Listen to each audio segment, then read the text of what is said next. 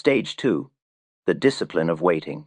After you've been humbled, after the market has beaten the arrogance out of you, you enter the strangest phase of your trading education. You start to see opportunities everywhere, real opportunities. The patterns you thought you saw before were fantasies, but now you're seeing the actual structure of how markets move, how they breathe, how they telegraph their intentions to anyone patient enough to watch. And here's the torture of Stage 2. You see these opportunities, and you absolutely know, that you shouldn't take most of them.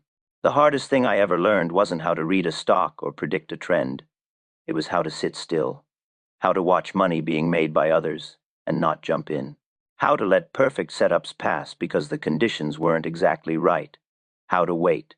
Before the crash of 1907, I watched the market for months.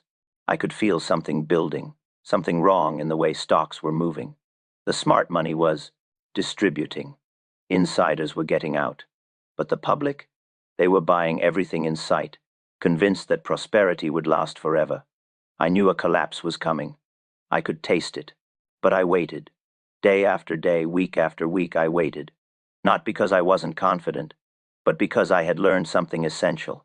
Being right too early is the same as being wrong. Timing isn't everything in trading. It's the only thing.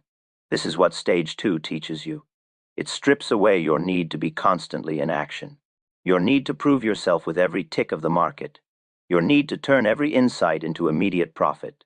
Stage 2 teaches you that the market pays you for patience, not for activity. Most traders who make it past Stage 1 fail in Stage 2, because this stage doesn't feel like progress.